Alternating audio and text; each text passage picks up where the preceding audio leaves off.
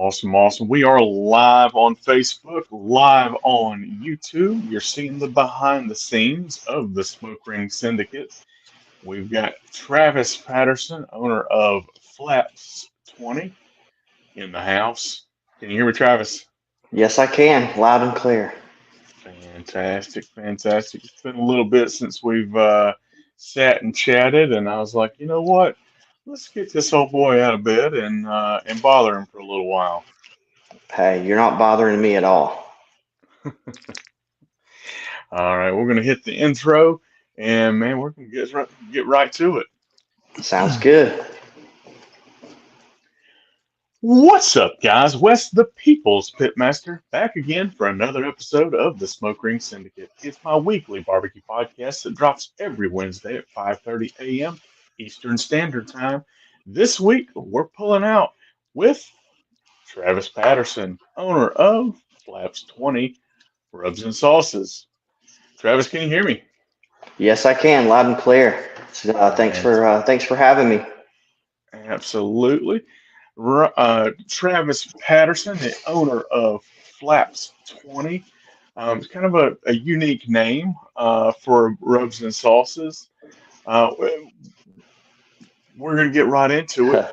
So, Flaps 20, talk to me about the name itself, just the name. Uh, the name, of course, we weren't in barbecue 100% when we came out, and literally really didn't know a lot of the companies that were out and a lot of the names. I used a couple rubs and sauces here and there, um, but I didn't know, everybody's name. I didn't know the barbecue world. So me and my buddy who started this business, we were both aviation guys in the Coast Guard. And flaps 20 is the setting on the flaps of an aircraft when it lands. So we Okay. thought, hey, this barbecue thing, we're gonna leverage the military background. Hmm. We'll go flaps 20. We'll let people know that that's what it is. We're veteran owned. And we rolled out with it. I love the name. I'd never change the name because it does have meaning, with the 20 years I did in the military. Yeah. However, once we got into the business and started meeting people, 80% of all the rub companies are veteran owned. So our Yeah. our leverage kind of went away once we started figuring out everybody does this. I mean, there's a lot of veteran owned sauce or rub companies out there. Yeah. Yeah, there are for sure. Um, so man, let's take it way, way, way back. And what got Travis interested in barbecue? Did you grow up around it? Did you go, on a vacation somewhere in the South and had barbecue for the first time at 12 and were like, oh my gosh, I love it? Or what was your barbecue background, growing up? Really, it was not barbecue. Barbecue really didn't come into existed for me until I joined the Coast Guard. Now we cooked ribs and little things like that, but never really did pulled pork. Never really did brisket. Never did that kind of stuff. Never really even cooked steaks. I'm from Pensacola, Florida, um, and being from the coast, we ate a lot of fish, crab, Hmm. shrimp. So we did a lot of fish fries, stuff like that. When I joined the Yeah. Coast Guard, first place I went was in Oregon, where that's fish. I mean, so there was no barbecue until I really came back to Mobile, and then went to North Carolina, and then I traveled to Texas. Up north a little bit more. Went to Rendezvous. We would stop. We do these flights called cross country flights, and we would land in Hmm. different places. So when we always landed, there was always a pilot or somebody on the crew that, oh man, we got to try this place. We got to try this place. So I started getting to taste some of the regional flavors. Yeah. Rendezvous. Went to Texas and ate real Texas style, barbecue, some brisket, low and slow stuff, and just kind of fell in love with it. Then I kind of brought it back here, started practicing, did my Hmm. first competition. Didn't do very well, but then that was when I was hooked. I met so many other people that liked doing it. Yeah. I mean, it was just cool. It was very down to earth. And I was like, man, I could really get into this hobby, which is Yeah. not a hobby for those that are starting out. It costs a lot of money, and you buy really expensive pieces of meat and cook it, and you don't really eat it. And it ruins your palate. It ruins you for barbecue because I like it, but man, I don't eat it as much as I used to. Yeah. That's fair. That's fair. It's competition is kind of like it's you tasted barbecue is kind of like a gateway drug, but then like once you get into like a competition, it's like a full on addiction. Oh And yeah. it's like a whole nother world there. It's different flavors and different profiles, and you're going for that delicious one single bite versus being able to enjoy a great deal of it. Um, so it's a little different, but Oh yeah. you started It's doing the fun. competitions. Say again? I said it's fun though. It is fun. Oh yeah, absolutely. I kind of had the same similar situation. I did my first competition, but I got to walk on my first competition. It's like a 10th place rib, and I was like, main vein hooked. This is exactly what I needed in my life. Um, but so you're doing competitions, and you're once you get started, and you're starting to place, and using your own stuff and feel like it's just great, or how did you get into designing rubs and sauces? Um, and a lot of my rubs and sauces are from flavors that I liked from the places that I visited. Not necessarily I rolled them out as competition stuff. I rolled them out as this is stuff that I want to bring to my backyard when I cook my stuff with family and friends come over. That's kind of where, the flavor of the backyard was our big push. We're taking the flavors of Texas, putting them in a bottle so that you can only use one rub if you want, season a brisket, and eat a Texas style brisket. The our sweet rub is more of a Memphis style sweet with a little bit of heat to it. So hey, you don't have to go to Kansas City, you don't have to go to Memphis to get these ribs. This is what we want to do, cooking in the backyard. So I took little things from each region that I thought was really, really good in that region because I Hmm. enjoyed that food. And it just so happened when we blended it and it got to us and we started playing around with it, lo and behold, some of the stuff was really good in competition. So Hmm. then we started using it really primarily in competition. I don't use specifically just all my stuff, but our Hmm. stuff pairs well with other brands that are really good. And I just found some flavor profiles that worked. And I can honestly say every rub that I make, I use in some facet in competition. From the griller SPG, my all-purpose, my brisket rub. So I do use each and every one of them. My sauce is the sauce that I use for competition. So not only did I want people in my backyard eating the food, but I wanted to let them know that I trust my stuff. I use it. I do fairly well, and I stand behind it and support it. Yeah. Okay. So using all your own stuff, you're smoking what you're selling, um, for lack of a better term. Um, so we're still competing, and we're still coming out with different rubs and different sauces. How long have you been in the competition world? My first competition was 2017, 18. It was a small one here in Mobile or in Alabama. It's in Foley. Really good, and that's the thing that also got me hooked. Because I know some people that will cook any contest, and that's not a bad thing. Cook as many as you want, and then there's some people that really cook contests that mean something. A lot of these Hmm. contests, a lot of these promoters will do it for a children's hospital or Hmm. the school system or something like that. And that kind of got me hooked with the one here. I was like, oh man, this is really cool. So I started reaching out, looking for more, um, and it kind of grew from 2 in my first year to 4 in my second year, and then it was just like, how can I fill my weekends with every contest that I can do?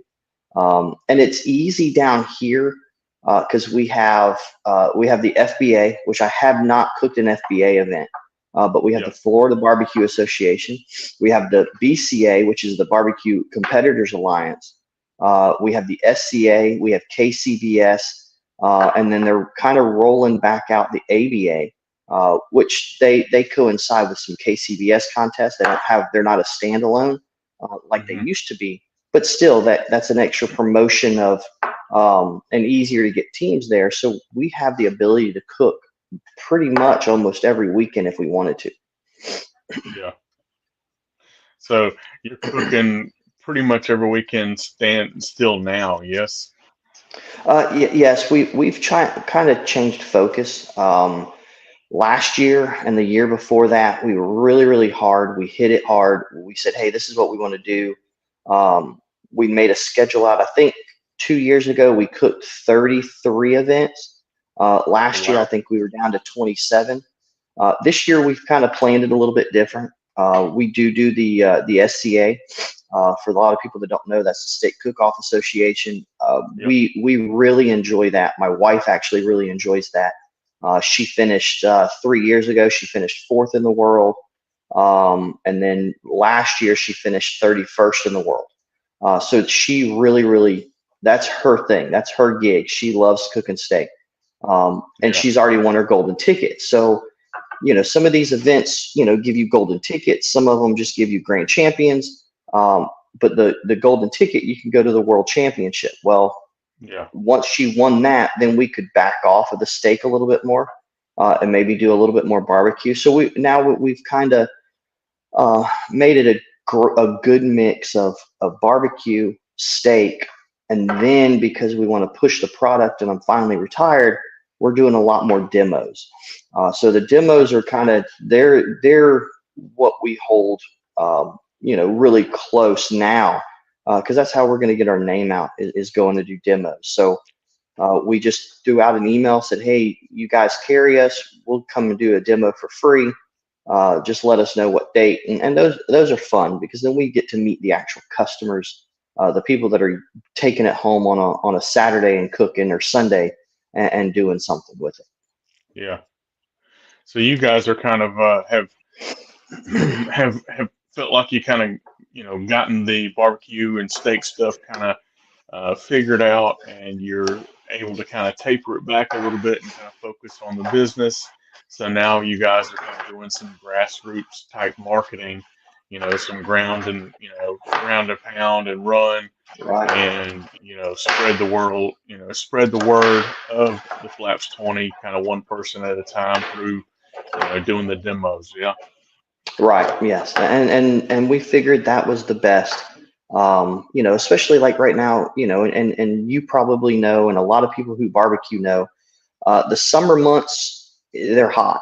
Depending on where you are in the country, it can get 105 degrees, and you're on a piece of concrete, in the middle of a school or something, and it's hot. So it Yeah. kind of becomes a little bit miserable to do a full barbecue. A lot of events down here are very sporadic. We go from when it's cooler months, we go from having 2 events, maybe even 3 within a driving distance every weekend, to the summertime, we'll only have 1 or 2 a month. Yeah. So it makes it easy. It's not like we've given up and walked away from barbecue. Barbecue here just kind of slows down during the summertime, which then, with school being out and vacation time, stuff like that, then the demos kind of ramp up and it just makes sense. So yeah, it's a boots to the ground approach because, like when we go out, I shake people's hands, I talk to them, I give them my number. If they, hey, if you have any questions, here's my number. And I tell them, hey, I'm a local guy here. You can't get this with some of the other companies. Now, I have a lot of friends in the business, and a lot Yeah. of them are great people. Um, but I let them know that I'm here. I'm here. I live in Mobile. Kind of like, hey, let's support local. And then Yeah. we do the same thing with the meat that we use is always locally procured. It's a butcher shop that I know a buddy of mine runs, or it's a local grocery store, and I try to use local products along with that, just to kind of Hmm. build a community of local small businesses and demo everything together. Yeah. So it's kind of a it's grassroots and it's a local grassroots. Yeah. So so you're available in how many retailers now? Um, we Can't count just that took high. on, no, we're not in as many as I want to be. But Yeah. that was, I mean, that's just something that it's kind of my own fault. I was in the coast, I had a job that took me away from the business. Hmm. I want to say the last count that we have, we're right over about 40 retail stores. Okay. Um, yeah, and they're all over the place, which is really weird. If anybody's in the business or anybody wants to get in the business, you don't choose where you go. You can push your product and say, hey, I want to be here because I think I'm a good fit, or hey, Hmm. I think people here is going to like it, or people up here. Uh, and my idea of where I thought I was going to be, because I've taken business classes, and hey, the big mantra is, own where you are, own your backyard. Because if you can't own Yeah. your own backyard, you can't really do much of anything else. You have to. But I'm in more stores in Utah than I am in Alabama. Uh, I'm Really. in. I've sold more in Australia than I have in the United States. It's just weird because I would have never pictured those areas. I would have never said, "Hey, I'm going to sell more stuff in Australia." The country of Australia is going to buy more product than people in my own home state of Alabama. So but Yeah. it's all part of the marketing. It's all part of pushing it out there, getting your name out there. There's still people that I meet at contests that are using Moo Magic marinade, or using something else. And I walk up and I kid around. I'm like, hey man, that stuff's good. I heard that the owner is pretty nice. And they're like, oh yeah, yeah. Yeah, I've talked to him over the phone, or I've talked to him on Messenger, and I'm like, but I'm him. And then they step back and they go, "You're who?" I said, I'm the guy who owns it. That's my stuff. And it's just, so I'm still, even though we're a 7-year-old company, I feel like Yeah. the last 3 years are what we really have done business. That's when we did the total redo of their labels. We went from 7-ounce shaker, 8-ounce shakers to the 16-ounce shakers. We brought on board the Moo Magic. So I feel like we've only really been in business for 3.5 years. Because Yeah. that first 4 years, we just didn't know what we were doing, and we made a lot of mistakes. Yeah. So so whenever you guys started the are you drinking beer this early in the morning? No, no, no, no. It's Pepsi. Pepsi. I'm messing. Uh, so when you guys started um, making rubs and sauces, I mean, did you guys have a plan laid out, or did you guys just kind of like hunt and peck and throw some money this way, throw some money at it that way? And with that, what would be a tip that you would give somebody thinking of starting their own rub or sauce business? And would it be um, rubs or sauces or both? right. um, if I knew now what I did, if I knew what I know now back then, we would be very, very different the way that we did it. We came up with some money. We threw all the money at it. Didn't save any money in the background. We didn't say, hey, what about marketing? What about a website? We didn't think of anything like that. We just said, hey, let's go. I had Thriller Griller was always rubs that I had used, Thriller and Griller. Hmm. So I had those two. I had a barbecue rub that wasn't the greatest, but I Hmm. enjoyed it and I liked it. And that was it. That was the line. So I threw it out there, um, and an occasion rub. So we threw those out there. And then my buddy who owned the company with me, said, hey, you got 4 rubs. We use 4 rubs that we make. Let's do those. So we literally rolled out Flaps 20. And within the first year, we had 3 barbecue sauces and 8 rubs. Holy And cow. yeah, and nobody knew who we were. We didn't do some of the things. We didn't leverage social media. We thought we knew what we were doing. We didn't have a Facebook page, specifically that you could sell stuff on. We didn't really even have a website when we first got our stuff. And we thought, okay, cool, this is what we're going to do. We'll just do local stores. We'll do the fair. Fairs are always great because there's foot traffic that you don't have to pay for. So we said we'll do the fair. We'll do this. We'll make shirts. And we just kind of went. We went for it. It was the Wild West. I mean, we were just, hey, here's $20. Here's $20. This is how we're going to do things. And we made this extensive line that not too many people liked a lot of our rubs, and they kind of they showed us as we sold what sold good and what didn't, and what we had on the shelf and what we had to get rid of because we don't have it just didn't work well. And then I bought the company, like I said, 3.5 years ago. And when I bought the company, I said, hey, we need to strip it down. Hmm. We need to do some A/B testing. We need to up our Facebook page. We need to up our website. We need to do some stuff to generate more sales. So we Hmm. stripped down everything. We went to 4 rubs and then 1 sauce, which we have now, which we just came out with, the marinade and the brine. And that's kind of where we want to be until our next big step. Uh, but I wish I would have done that testing. I wish I would have done more. I wish I knew what I know now about marketing and Hmm. social media, because I would have really pushed hard for 6 months to a year about launching product. Like I Hmm. said, testing is the big thing. I have a lot of people that reach out to me and say, hey, I have this rub. I speak the truth, and I always tell them, I said, if you want me to tell you, I will, but I'm not going to sugarcoat anything. I'm not going to make you feel warm and fuzzy, but this is what you need to do. If it's a Yeah. rub that your brother, your sister, your mother, your uncle, or aunt tell you that it's the best rub in the world, that's great. However, Hmm. you need to get on social media and just crank out tons of content you using that rub.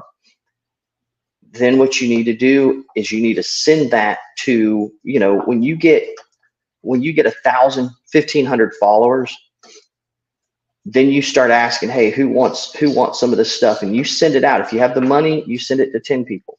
If you have the money to send to 20 people, 30 people, even 100 people, and get feedback from them, because that's your customer. Your and it and it's I mean, it's small business. Your family are not your family is only going to be probably between 3 to 5% of your overall business. Your family's not going to continue to buy your stuff. Yeah. They may, but it's only 3 to 5%. The other 90%, of customers that are going to be your loyal fan base, and then you got between 2 to 5% of people that are just going to be a spontaneous buy, and they may or may not become a loyal customer. Yeah. But that's what I would do. I would send it out, get some feedback on it, make changes, then start working with the co-packer. Because the co-packer comes in, you have to have a co-packer. I mean, you can do stuff cottage wall. There's a lot of companies, a lot of states that just have cottage wall stuff, so you can make it at home. Yeah. You get a reputable, spice dealer that can send you the stuff, or you buy the stuff. You can mix it yourself, and that's fine. But in the longevity of stuff, you cannot continue to make your own stuff and become big. Um, Yeah. but then again, you might just want to sell 100 bottles. You may only want to sell 100 bottles a year. So you Yeah. have to scale your business with what you are. So I tell them, I said, hey, I'll talk to you. I'll call you. We can talk over the phone. we can talk on Zoom or whatever, but here's some things that you need to do. Who tells you your stuff is good? Have you sent Yeah. it out for testing with other people? Do you have social media? And what's your end goal? How much do you want to sell? Do you want to be a Heath Riles or a Malcolm Reed? Or do you want to just be, a Flaps 20 that, sells enough to keep business going? And maybe one day become a Malcolm Reed, but right now you have to scale your business to what you can do and what you want. Yeah.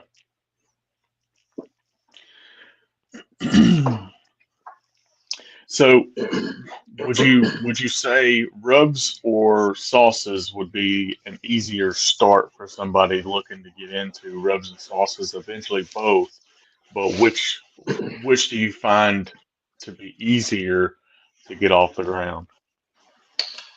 Um, I would say if you had a knockout, drag out sauce, it would be easier to do. There's sauce for some reason, even though you have some complicated ingredients and you have to, heat it to a certain degree before you hot fill a bottle.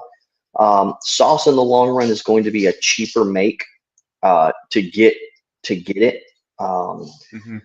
and a lot of people, think about it.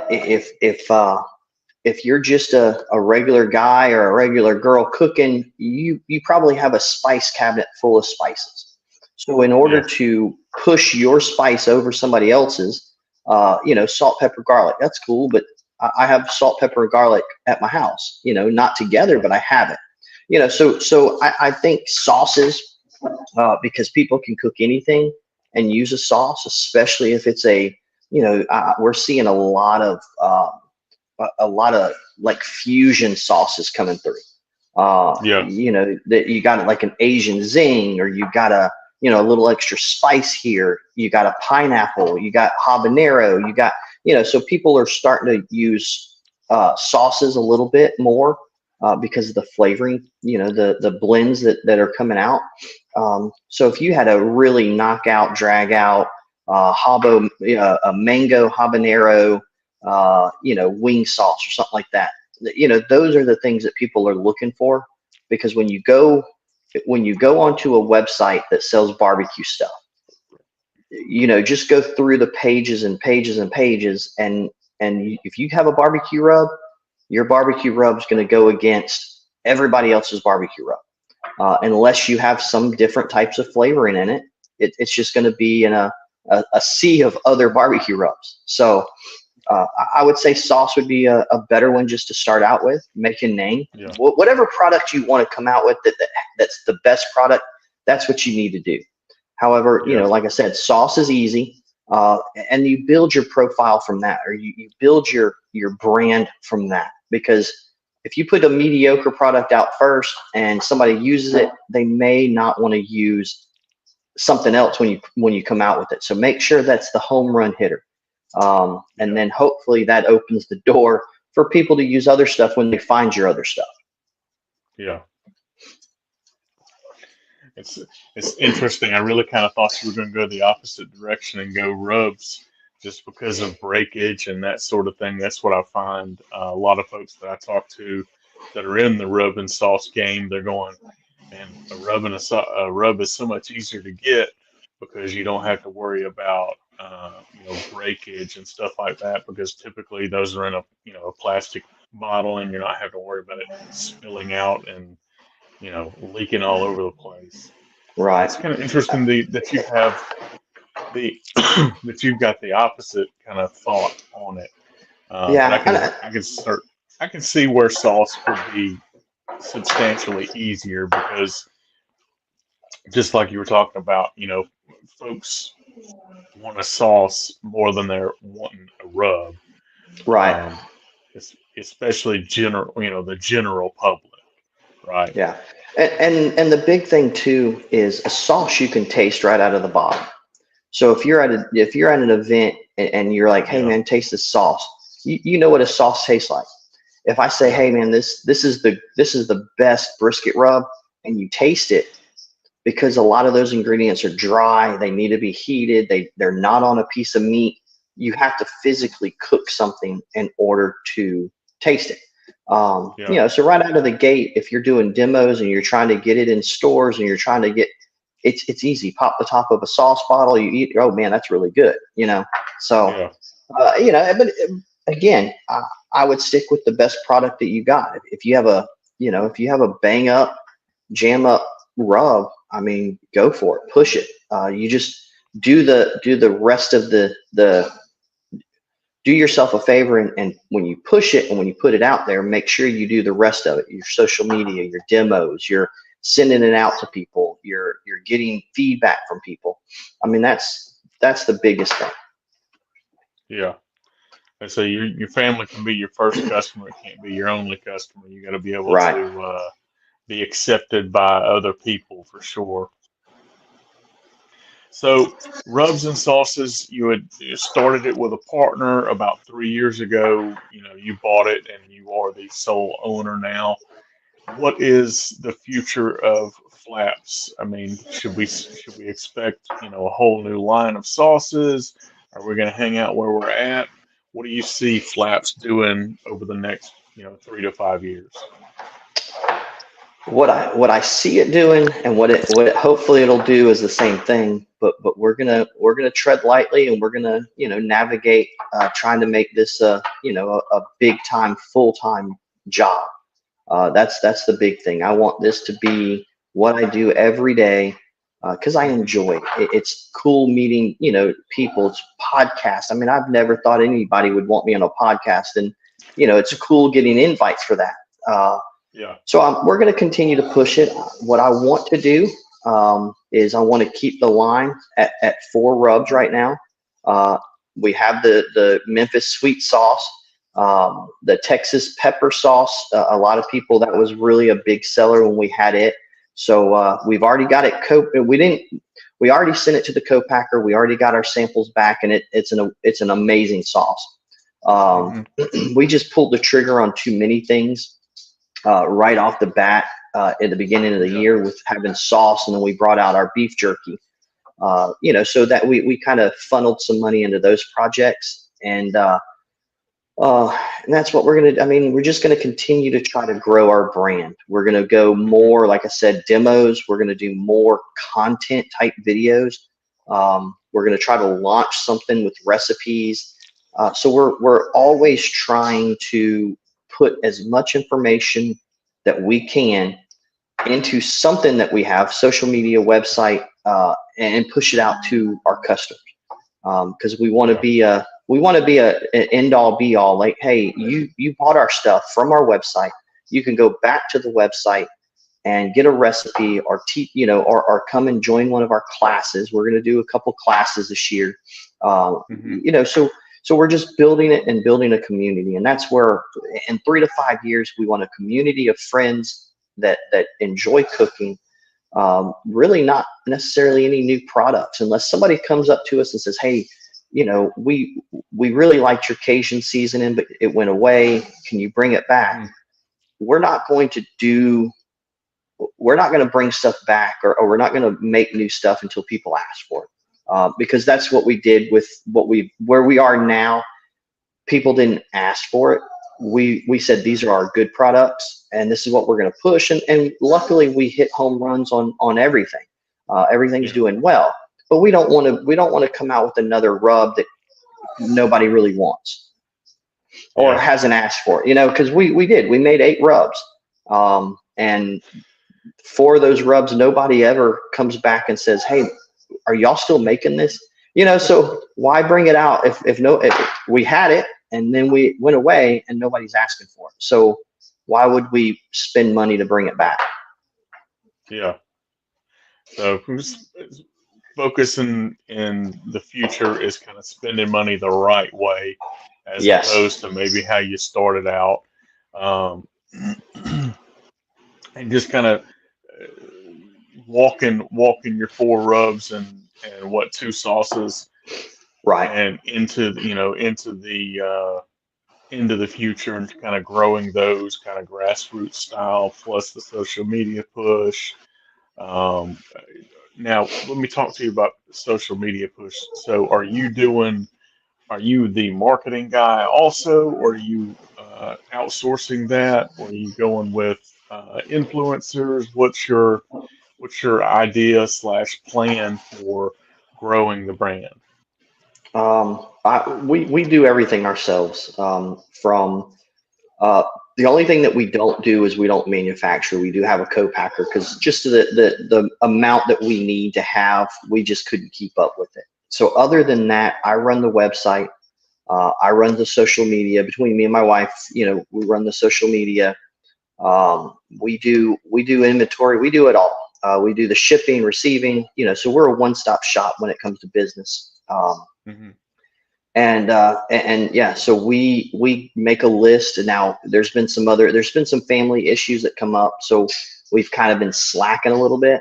But what we Hmm. do is we come up with a list at the beginning of the month and say, hey, these are some good recipes. It's summertime. Let's do a lot of over the fire grilling. Let's do some ribs and pork butts and stuff like that during the winter time.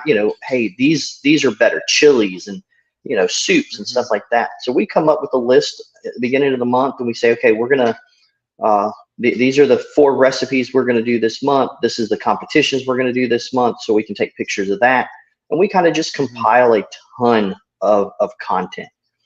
It's Yeah. always better to me. It's always better to have too much content than not enough, because I've reached back at things that we have done a year ago, Hmm. and just maybe haven't used it. Oh man, I forgot about this, this picture. I forgot about this recipe. Uh, and Yeah. you can always use it. So I put those in folders that say, hey, I haven't used it, but I might use it. This is what's going up today. And we just shoot a lot of content, or we're going to start again shooting a bunch of content. Um, and it's hard. I mean, you gotta. There's been days I've done 3 different separate cooks, and I'll have to remember because I'll do 3 recipes, and it was. I mean, it's just stuff that we do, and Hmm. hopefully somebody else does this, not just me. But I had 3 different shirts, and I laid them out, and I had the recipe by each shirt. So I said, okay, I'm going to start with chicken. I pulled the chicken shirt out, I put it on, and I start the video. Hey, today we're going to cook, cordon bleu. And then I go through a couple recipes, and I season it up, and then I push it to the side, and then I change Yeah. shirt, and I'm like, okay, this is the brisket shirt. So I put the brisket on it, and I'm like, hey guys, what's up? It's Travis. We're cooking a brisket hot and fast. This is how we do it, and I season it up. And then it got to the point where it was super hard because I had 3 things on grills, and I'm like, okay, I need to go shoot more brisket video. But what shirt was okay? This is the shirt. That's the brisket. So luckily I had help. My daughter helped me out a little bit with, hey dad, that's the wrong shirt, or hey dad, you weren't wearing a hat then. Um, and all 3 videos came out really well, but Yeah. it could have been, wait a minute, why? Like, he's cooking a hot and fast brisket, but he's wearing 3 different shirts while he's doing it. What? So luckily everything came out, and I wore the right shirt at the right time, and it helped. But it's just a lot of work. I started at 9 o'clock in the morning, and 4 o'clock in the afternoon, I'm wrapping things up, slicing a brisket, and cutting chicken cordon bleu and eating it, and you get full because you have to. Oh man, this is Yeah. great, and you just don't want to eat after that. You're just like, I'm done. I just want to sit Yeah. down and eat ice cream. Yeah. Well, I do when I shoot the podcast. I've got 2 of these shirts, and it's the same one every single time. So uh, I've I'm not having a wardrobe malfunction over here, Right. or a wardrobe wars. It's kind of interesting, doing 3 videos like that, because I've done 3 videos in a day, and I typically will just run the same shirt. I don't know if people out there are mad that I'm wearing the same outfit or not. I don't know. I've never actually thought about doing multiple shirts, multiple recipes, um, when I'm shooting content. That's kind of interesting. It sounds Yeah, like it too was much just work though. it was a lot of work. It was a lot of work. That's why I only do 1 video a day, 1 video at a time now. I'm not gonna ever do 3 videos. I mean, it was just because I had to get the grills ready, and setting it up for Hmm. indirect heat and low and slow, and it got bothersome. But it was fun. I mean, it was fun, and then we got some really good content that got some good traction, some good Yeah, comments and stuff like that. So it was fun. It was a lot of fun. yeah. It's I can just only imagine. I can only imagine dealing with the multiple shirts, multiple change. I there's no way I would Yeah. make it through. I'd end up in a blue shirt with a red hat or a green sunglasses, and it'd just be all kinds of messed up. And I'd end up serving chicken brisket cordon bleu by the end of it Right. for sure. So you've got the film crew in the way of family. So Yes. kind of keeping the everything, you know, kind of in family there.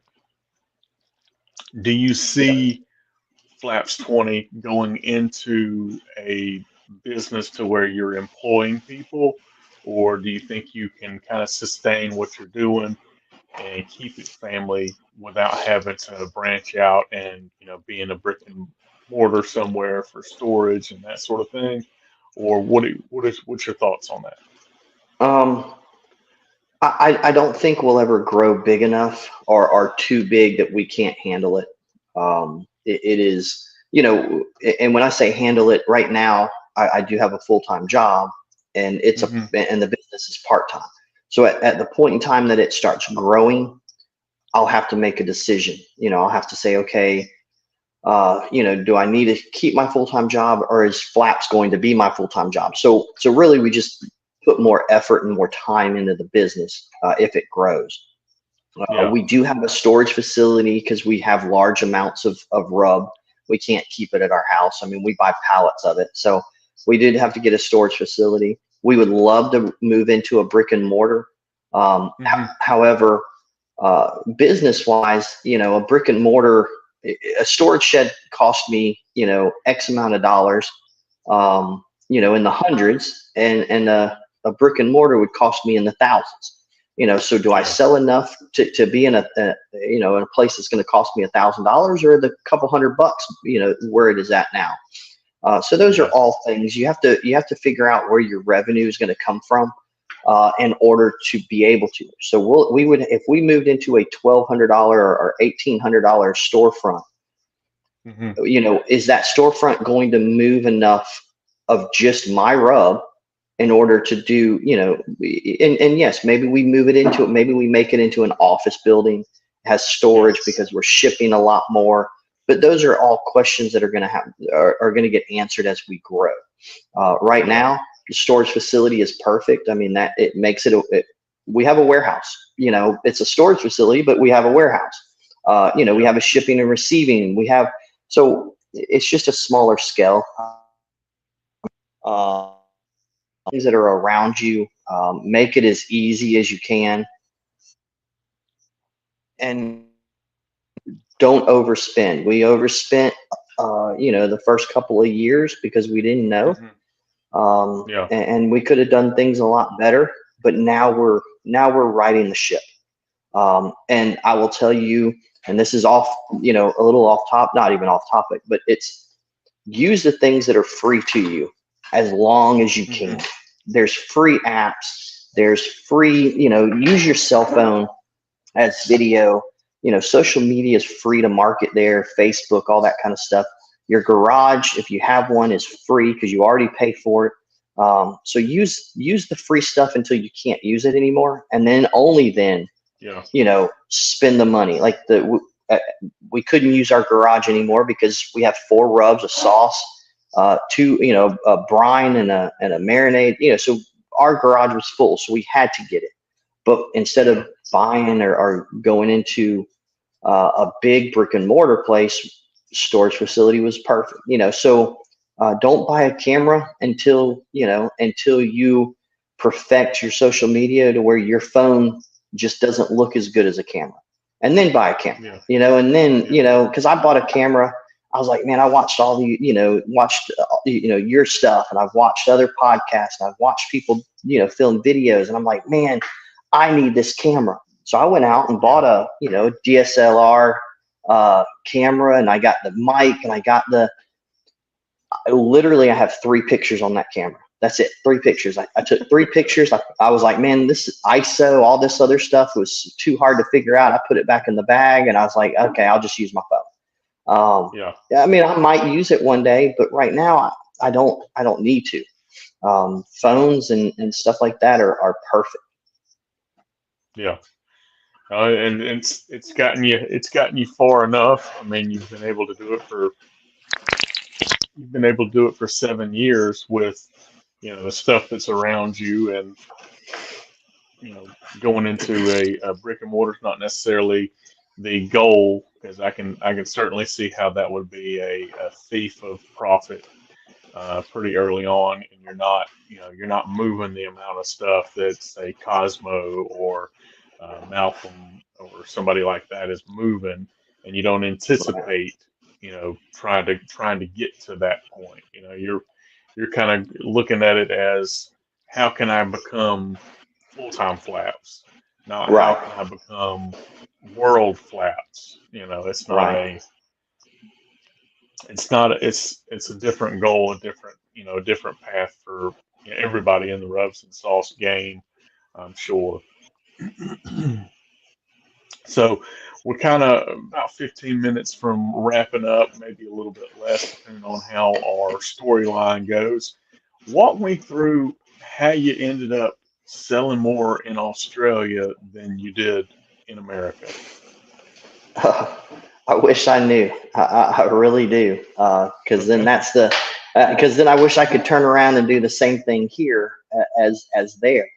Um, and it was just a by chance meeting of, and that's why competitions. Demos are good because you get local people. Hmm. Competitions are good because then you get to talk to people that may or may not be from around you. They may. I can go to a competition in Alabama, and there's people from Australia and New Zealand, and there's people, and a lot of times, it's a very small world. Hmm. So you know I know, and I've talked to Heath Riles. I know, and I've talked to Malcolm Reed. I've talked to a lot of people that are in the business. So Yeah. you get to see them too, but you get to see, because of those, people gravitate because they're bigger. So they gravitate to them. Well, then you're in the same room, so you get to meet somebody, and they get to meet somebody, and that's how you kind of you grow your brand. Well, because of the Hmm. SCA, there's a lot of people, New Zealand, Australia, that Okay. come, Germany. There's a lot of people that come to America to cook these SCA events, and it just so happened that, because of the circles that we run in, we met. um, uh, we meet different people because of Hmm. different connections. And we met a guy, Troy, from New Zealand, at an event here in Alabama. We met Dan. We've met some other people from Australia, and it's just like, hey, what kind of product do you have? Here, take this back, see if you like it. Okay, cool. And then they'll Hmm. they'll take it back and they'll use it, and they'll be like, hey, how can we get more of this? So we sent them a little bit more. And then they're like, hey, we're going to start a barbecue business over here. We're going to start selling barbecue because, we love your stuff. We love stuff from America. Um, Hmm. it's easier to get, not necessarily easier to get, but it's just different flavoring. So they started order, and they came and they said, hey, we want to buy 15 cases of everything you got, and then that was their first, or 7 cases with their first initial order. I think they did 15 the very next time of everything. And then the guy from New Zealand called me, hey, I need some of your stuff. Can I buy this? So I sent that to him. Um, and it's just, it was really cool that I could say, I got phone calls from New Zealand and phone calls from Australia about my stuff. And I'm, it's pretty good stuff over there because people continue to say, hey, I'm using your stuff. It's awesome. I just wish, I just wish some of that would turn back around to the U.S. and maybe get some more local people here in the United States to carry my stuff. But knock on wood. I mean, I'll take what I get. You know, at the end of the day, it's business, and as long as I'm selling stuff, I'm selling Yeah. I said, it really don't much matter where. it. It's just a No. matter that you are, right? Right. Yeah. And the more people that are using it, the more social media, is getting put out. I think there was a post last weekend of one of the guys that uses it over there, one grand champion. And it's all, hey, Flaps, thanks Flaps for this, thanks Travis for this stuff, thanks, so nothing's bad. I mean, if I sell more over there, that's more, publicity or more marketing content, Yeah. so that people can see it. Because I mean, and in the world, that's what it is now, is social media. That's so huge now. It's Yeah. the new version of word and mouth, because people aren't talking as much. So they're not spreading the word of mouth. They're doing it social media. You know who's using your product because they're going to tag you. If they tag you, the first thing you need to do is say thank you for the support, Yeah. and then continue to grow. And that's what I do. I mean, I've gotten phone calls, um, at all hours of the night, just because of the time difference. 3 o'clock Yeah. in the morning, I'm talking to somebody in Germany, because that's the only time that we can talk. And they ask questions. And again, I'm just here for it. I kind of Yeah. love it. Yeah. It's interesting that you are going or are going with the, give my personal number to all these people all over the world. All over Flaps 20 world, because I can see uh, like Rectech Grills, Ray Carnes, he did the same thing when he first started. If you got a grill from him, it had his business card with his personal cell phone number, which, by the way, still works. Um, but I can see how that might be problematic if you grow to the point of being a Cosmos or somebody like that. But I guess deal with that when it comes, right? Right, right. And really, honestly, if you do this business, there has to be some give and take. And if you don't take the extra phone calls, or you don't take the extra, you know, with technology, I mean, you can turn your cell phone off. You can turn it, do not disturb. You can, so there are hours of the day that I will not answer the phone. Yeah, well, I'll say there are times that I shouldn't answer my phone. And I'm getting better with that. I'm getting better at being a business owner where I can't be around 24/7. But there's only a yeah, few hours out of the day that I do that. And that's just personal time, family time. We're going to sit down at dinner. I don't need to be answering the phone. But other than yeah, that, even if we grow, I'm still going to put the number out there. My number's on our website. There's a plethora of ways to get in touch with me. You can send me an email. You can call me. Like I said, my phone number's on the website. You can send me a letter if you want to, and I'll answer it. And Facebook, Instagram, and I try to answer anybody and everybody that sends me something. I try to answer it, because yeah, most of the stuff that they ask is how to use something that I make. yeah, Hey, how do I do this? How do I do that? What's your process for this? And if I don't answer those, and I'm the guy who makes it, so I kind of know how I use it and what I do. Um, hmm, they're not gonna know. They're gonna get some yeah, information from somebody else. It's not gonna work. And then all it takes, really, it shouldn't take this, because you as a barbecuer know, I know, hey, if I hit a table and I get a bad score, I, hmm, I wait until I get 3 bad scores before I say, okay, there's something wrong. Because one judge could just yeah, not like it. Um, yeah, so, so, but that's what I have to deal with. If I don't answer the questions and they use it wrong, and they get a bad score, or they get a bad flavor, they're never going to use my stuff, again. So I want to be yeah, there. I want to be on the front line and saying, hey, this is how you use it. Hey, try this. And I've given people my steak rub recipe, how I do SCA steaks, how to do my tenderizer. Um, I've given people my rib recipe, that I yeah, use in KCBS. I've given them my chicken recipe that I've used in KCBS. Uh, so I'm not afraid to, and that's what it's all about because I Yeah. like it. I like it when they call me back. I got a guy in Texas, and we talk probably every other week. And I told him how I did little things here and there, and he's tearing it up in the CBA. He's doing really well in the CBA and the IBCA and the contest out there. And he calls me and, hey man, thanks a lot for this. This is, and then sometimes he's like, hey, you told me to do this, but I accept.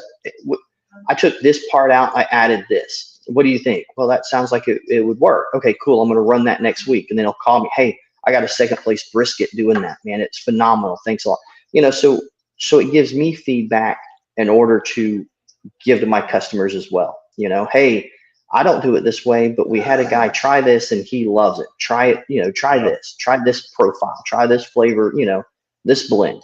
Uh, and it's interesting and it's neat meeting new people and helping them out. Yeah.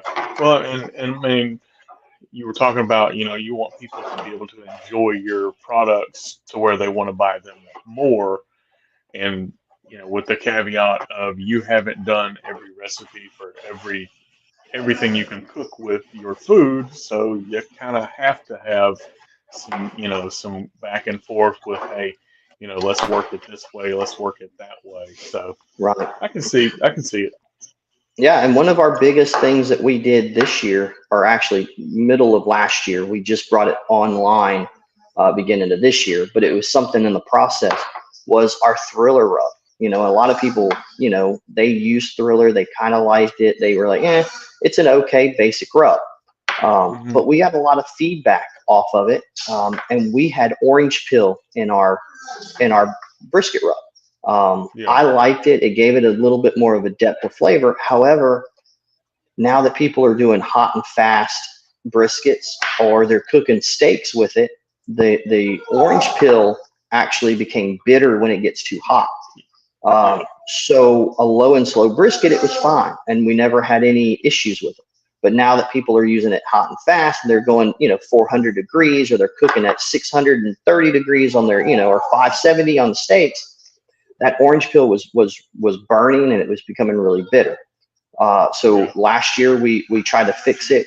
I think we did a really good job. We pushed it out, and the enormous amount of people that are like, "Oh my God, this is the best rub now." Whatever you Yeah. did to it, it was perfect.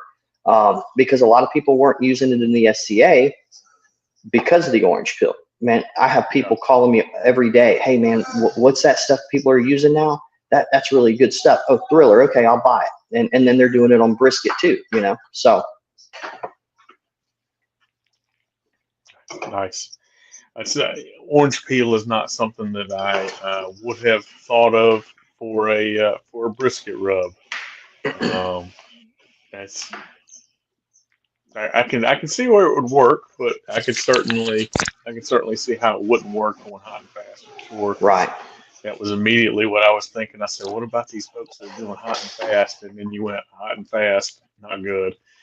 I said, well, Yeah. Yeah. And I mean, but it's it, like, but it's all a learning experience. We learn and we made a change, and the change did really, really well.